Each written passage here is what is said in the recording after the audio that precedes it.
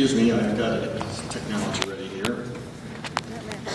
Make sure I grab the right speech. Yes, good afternoon. I'd like to thank the Academy for this award. Wait a second, I'm on the wrong speech. My apologies, let me give me a second here. Let's see, retirement speech, apology speech to Angela, Little League speech, apology speech to Angela, MBA speech, apology speech to Angela. Oh yes, here it is, the graduation speech.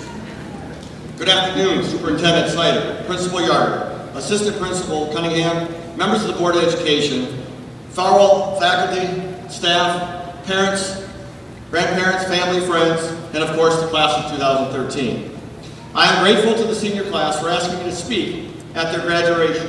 I remember it as if it just happened yesterday. The triplets, that would be Jenna, Sydney, and Emily, entered my classroom a number of months ago and asked me to keynote graduation. My initial response was, nobody else said yes? I was humbled when they said, no, you're our first choice. They said, keep it short and sweet and funny. I am honored today to speak at such an important life event. Well, graduates, you have survived, and you have endured. You survived 13 years of education. You endured parents pushing you to do your best, teachers pushing you to do your best, peers pushing you to do your best, most of the time. You made it. You endured, you survived.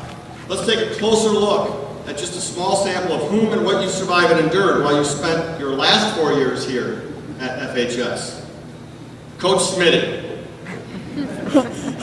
I could leave it at that, but I can't. You survived glitter and eardrum-shattering, never-ending talks about the FDIC and Ben Bernanke. Mr. Frisch and his pencil respect speech and his countless references to Kitty Box. You survived Mrs. Cotton and her ability to light you up like a Christmas tree when you needed it, and her term of endearment, dirtbag. Coach Kling belling out, "Hall sweep! Hall sweep!" And it's not a hallway, Sydney. And you survived the hair. You survived Mr. Adams and his obsession with his Moodle. I said Moodle. And the video game World of Warcraft. Miss Alba and CSI and photosynthesis and blood spatter patterns, and she survived driver's ed with some of you. Miss Baker and Miss Huddle, you survived their addictions to reality TV, especially the Kardashians. You survived Mrs. Russell at breakfast and microtype. Senor Hill and the endless supply of cookie dough. And La Senorita. You survived Mr. Barnhart and the music game. You survived many others, and somehow you survived me. Where do I start about me? You endured the D-minus life speech.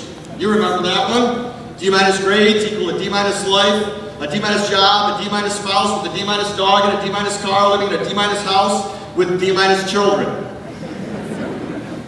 You endured the wedding diatribes, the thousands of dollar dress purchase for the girl and the $150 tuxedo rental for the guy. Don't forget, guys, it's a bad idea to suggest that she rent the dress. And who could forget about the wedding rings? Every kiss begins with K's. The cost of the ring shows how much you love me. Remember that speech. You endured constantly hearing what became your class motto. Do whatever you want. It's just a required class or chemistry, my self-esteem, right? Right, Keith? Or it's just the rest of your life. I have to thank Coach Kling for letting me co-opt that quote. Thank you, Claire. You survived hearing about wearing an eye patch, or ending up in a roadside ditch, or having grandchildren that wear dog collars. And you survived watching Matt Foley, a 35-year-old divorced motivational speaker, hyped up by drinking coffee for the past 4 hours, who lives in a van down by the river. Yes, there was learning that took place as well. And you survived that as well.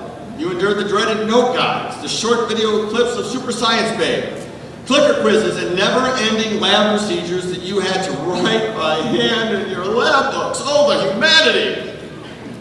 Farwell High School gave you opportunities, and for the most part, you took advantage of them. Awfully convenient, I must say. You have had the opportunity to dual enroll more classes than almost any other high school in the state, let alone this area. You have had many opportunities to showcase your musical, theatrical, intellectual, and athletic talents in your 4 years here. Your class had the opportunity to go on a senior class trip, a trip I had the good fortune of going on as well. Who will ever forget, quickly Farwell, quickly, and Farwell up against the wall, as well as the memories of hot chocolate, and the naked cowboy, and celebrating Quincy's and my 21st birthday at Bubba Gump's. For many, it was an eye-opening experience. And I do remember one, I'm going to go off script here, which usually gets me in trouble, but I do remember one of our graduates that did say, when he saw a Jewish man there, oh, they do have Amish in New York City. True statement. On a serious note, I said this on the bus trip on our way home, but I think it does bear repeating. Your behavior during that trip was outstanding. You made the trip so enjoyable, and you deserve to be commended.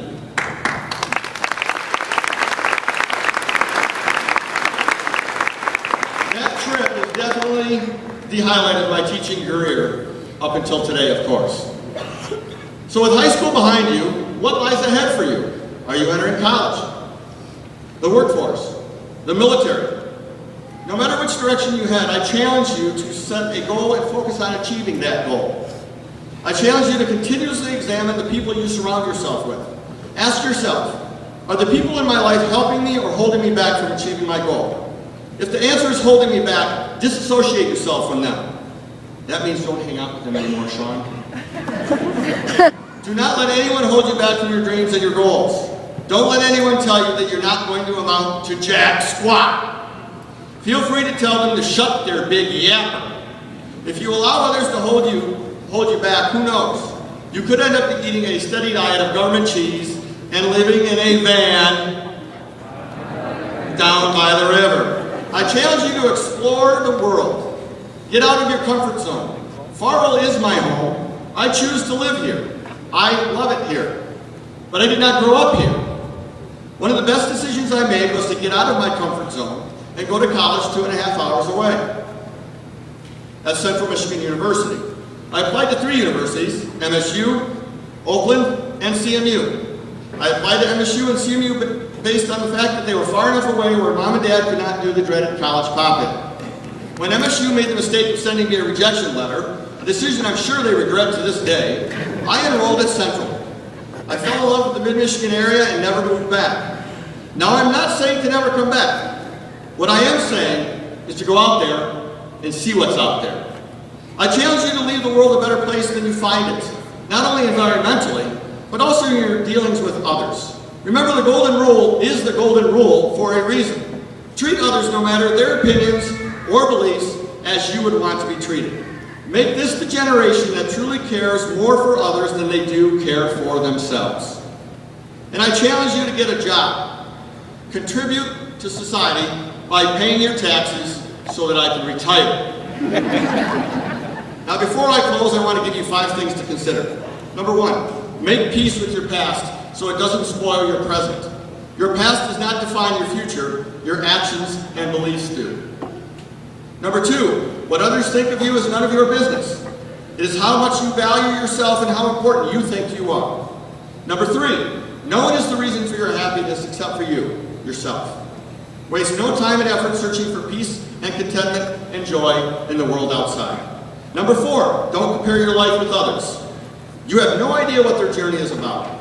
If we all threw our problems in a pile and saw everyone else's, most of us would grab ours back as soon as we could. And number 5, smile. A smile can brighten the darkest day and make life more beautiful. It is a potential curve to turn a life